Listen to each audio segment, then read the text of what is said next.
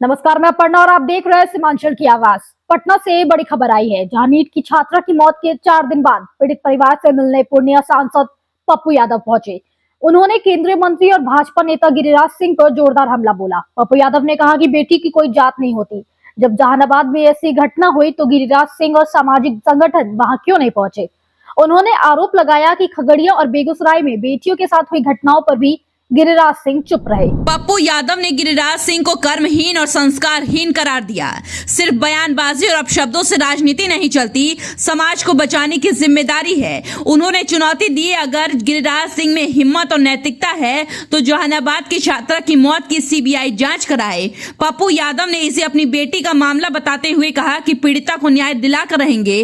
वहीं पप्पू यादव ने महाराष्ट्र के निकाय चुनाव पर भी बड़ा बयान दिया। उन्होंने कहा कि महाराष्ट्र की जनता जो मौजूदा व्यवस्था से उब चुकी है और एक बड़े पूंजीपति के खिलाफ वोट कर रही है।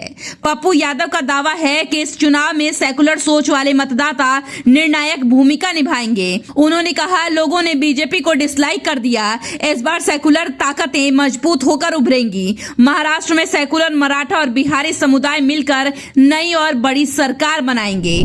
सामाजिक संगठन के लोग क्या करेंगे जाके? बेटी का मतलब कोई जात थोड़ी है कि जितने बेटी का बलात्कार हुआ खगड़िया में, वहां क्यों नहीं गए गिरिराज? इतना कर्महीन वो हैं,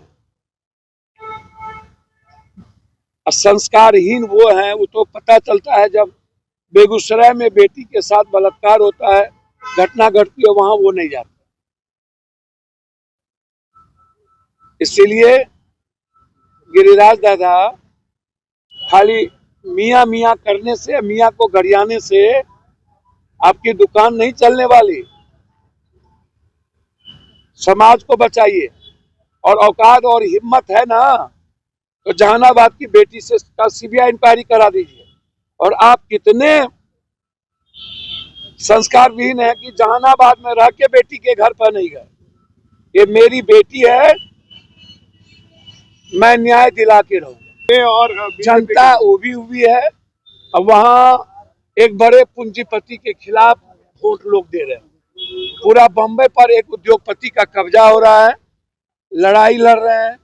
सेकुलर वोट के लोग जीतेंगे। बीजेपी को लोग डिसलाइक कर दिया है।